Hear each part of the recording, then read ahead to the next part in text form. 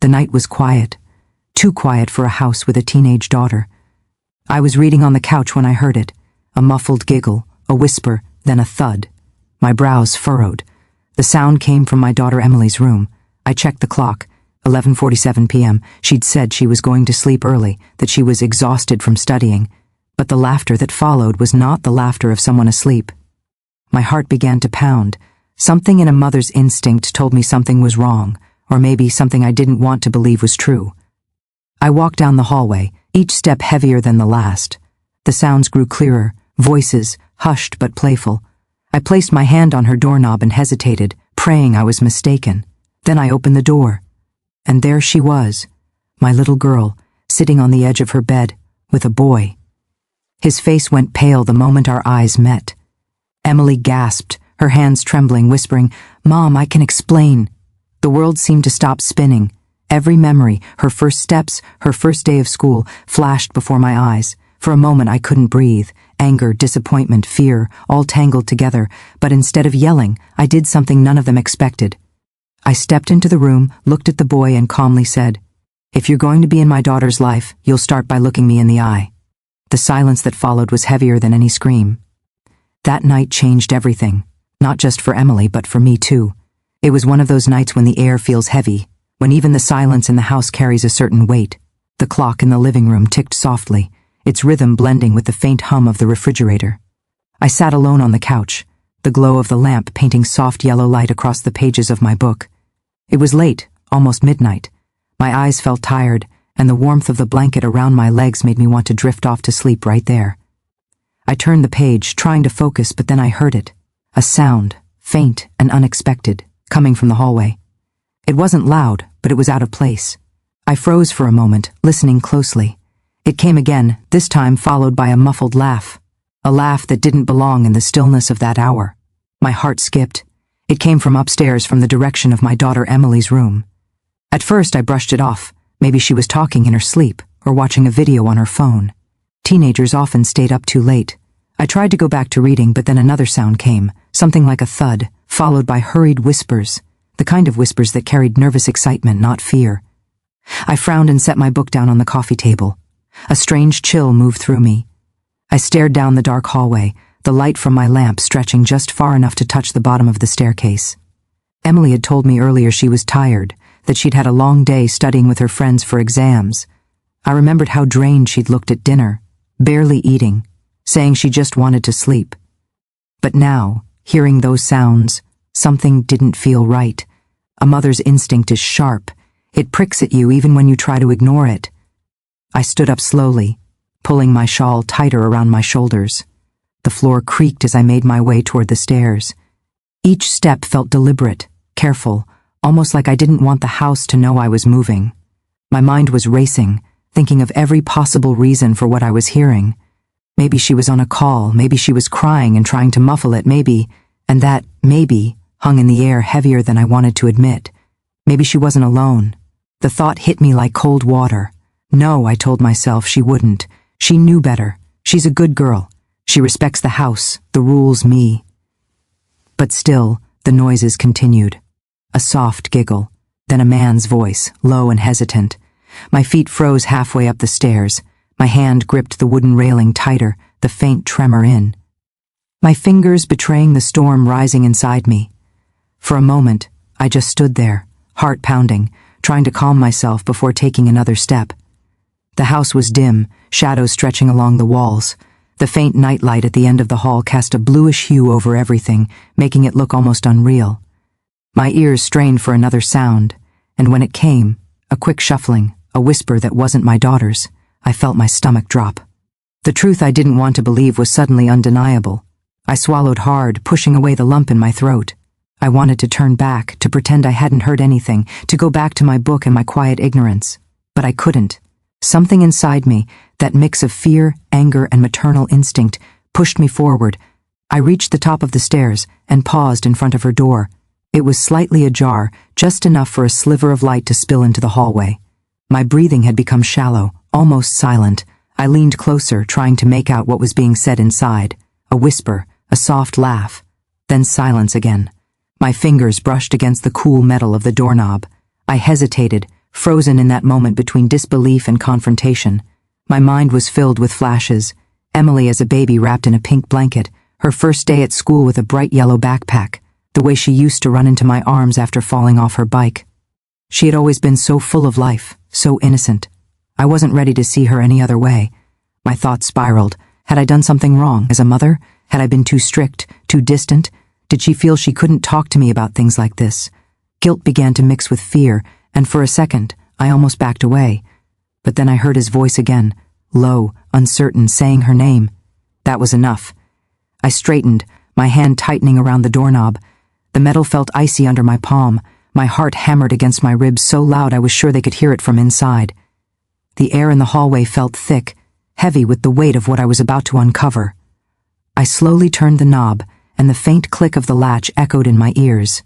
I pushed the door open just an inch, enough to see movement inside. Emily sat on the bed, her hair slightly messy, her face turned toward a boy sitting beside her. My stomach clenched. The sight felt unreal, like a nightmare I couldn't wake from. For a moment, neither of them noticed me. They were whispering, her voice low, his even lower. Then the floor creaked beneath my foot, and their heads snapped toward me in unison. Her eyes widened instantly, horror and shock written across her face. The boy froze completely, like he'd turned to stone. The room fell silent, so silent that I could hear the clock ticking in the hallway behind me. My breath caught. Every thought, every word I might have said disappeared from my mind. Emily's lips parted, trembling, as she whispered, "Mom." That single word hung in the air, fragile and desperate. She looked terrified, not just of being caught, but of disappointing me. And I stood there, unable to move, unable to speak, just staring, the image burning itself into my mind. The world around me seemed to blur, every sound fading away except the pounding in my ears. I wanted to scream, to demand an explanation, but no words came out. My throat tightened. I could see her hands shaking, her eyes darting between me and the boy beside her. He couldn't even look up. I could feel the storm of emotions building inside me. Disbelief, anger, sadness, all colliding at once. The room seemed smaller now, suffocating. My mind raced through 1,000 thoughts, memories, and what-ifs, but my feet remained planted at the doorway, my hand still gripping the doorknob as if it were the only thing keeping me upright. The moment stretched on like time itself had stopped moving, the air so thick that even breathing felt like a struggle. My daughter sat there frozen, her face pale, her eyes wide with fear and shame. The boy beside her looked even worse, like someone who had just realized the ground beneath him had disappeared. I stood in the doorway, not sure whether to walk in or step back, not sure whether to speak or stay silent. A dozen emotions crashed inside me all at once. Disbelief, anger, heartbreak, confusion, all tangled together so tightly that I couldn't tell which one would surface first. Emily's hands trembled as she tried to fix her hair, her lips parting as if to speak, but no sound came out. The boy sat motionless, avoiding my gaze, his fingers twisting together nervously. The small lamp on her nightstand cast a soft golden light, and for a strange moment, everything felt still, like a photograph that had captured the exact second before everything fell apart. I took a single step forward, my breath uneven, the wooden floor creaking under my bare feet. The sound made both of them flinch. I could feel my heartbeat pounding in my chest, loud enough to fill the room. Emily looked like she wanted to disappear, her shoulders hunched, her eyes darting toward the floor. "Mom, please, I can explain," she whispered, her voice breaking halfway through the sentence. I said nothing. I didn't trust my voice yet. I just looked at her, really looked at her. This wasn't the little girl who used to leave sticky handprints on the refrigerator, who used to climb into my lap and ask me to read one more bedtime story. This was someone older, someone I hadn't quite noticed growing up, someone who had secrets. The boy finally lifted his head just slightly and met my eyes. There was fear there, genuine, raw fear. He opened his mouth to say something, but the words caught in his throat. My gaze dropped to the floor, to the scattered books and clothes around the bed, to the half-open window that let in the faint sound of the night breeze. I could smell the faint scent of her perfume mixed with something else, a scent that didn't belong in my daughter's room. My stomach twisted, but still, I couldn't bring myself to shout. Anger was there, burning just beneath the surface, but something heavier kept it from bursting out. Disappointment, maybe, or the ache of realizing I no longer fully knew my own child. Emily's eyes filled with tears. "It's not what it looks like," she said quickly. But even she didn't sound convinced by her own words. Her voice cracked, fragile and desperate. I looked at her and then at him. He looked young, nervous, awkward, barely more than a boy, his posture shrinking as if he wished he could melt into the wall. I could feel the air thick with panic and shame. My own hands were trembling slightly, though I tried to hide it by crossing my arms. I felt like if I spoke, my voice would come out louder than I intended, so I stayed quiet. The silence between us grew unbearable. For a long moment I stood there, watching them, my thoughts spinning faster than I could control. Every rule, every lesson I'd tried to teach her about respect, boundaries, trust, it all echoed in my mind like a broken record. How could this be happening? Where did I go wrong? Did I push her too much, or not enough? I wanted to understand, but all I could feel was the sting of betrayal. I wasn't angry because she'd done something wrong. I was angry because she'd done it here, in our home, under my roof, with the door closed, thinking I wouldn't find out. The thought cut deeper than any argument ever could. I took another slow step forward, and this time they both shifted nervously. The boy looked ready to run, and Emily looked like she wanted to cry. My voice finally came out, low and steady but shaking slightly at the edges. "Who are you?" I asked. The boy hesitated before answering, his words small and uncertain. "I'm Jason," he said, not daring to meet my eyes. "I'm her friend." The word sounded weak, empty, like even he knew it wasn't enough. I let the silence stretch again. My eyes went back to Emily. "Your friend?" I repeated quietly. She nodded quickly, wiping at her tears. "Yes, we were just talking, I swear. Talking." That one word stung more than anything else, because it was the same excuse I'd used at her age when I was caught doing something I shouldn't have been. I knew that tone, that panic, that desperate attempt to control the story before the truth unraveled. My mind was racing, but my face stayed still. The room felt smaller now, as if the walls were closing in around us. The lamp flickered slightly, throwing strange shadows on their faces. I noticed how nervous his hands were, how Emily's leg was bouncing restlessly, how both of them avoided looking directly at me for more than a second. Every small movement screamed guilt.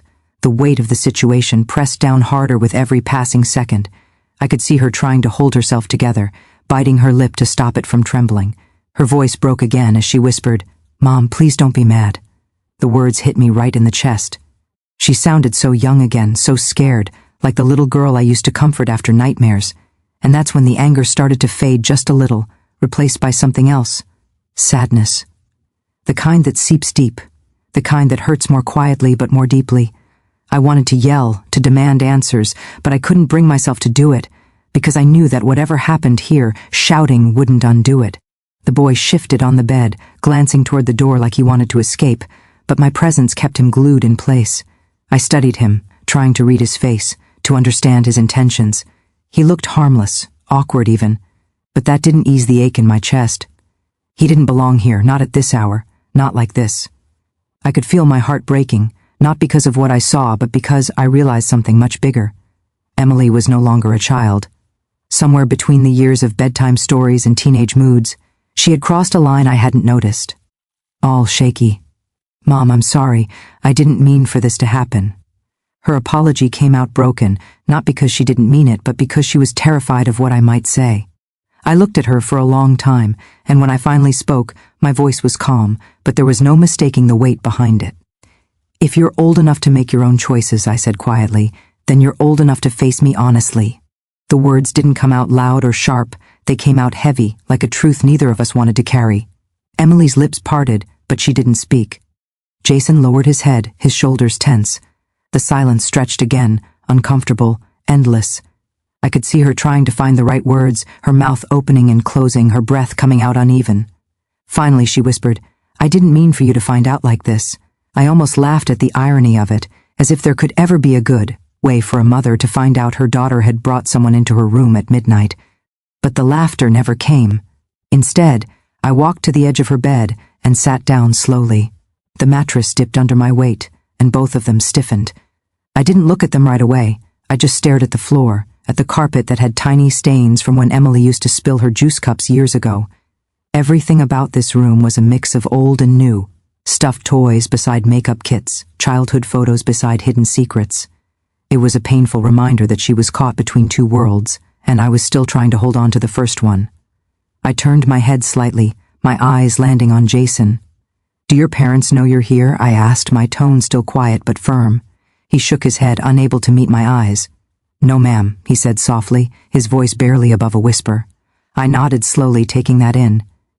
"Then you understand what kind of disrespect this is, not just to me, but to your own family, too."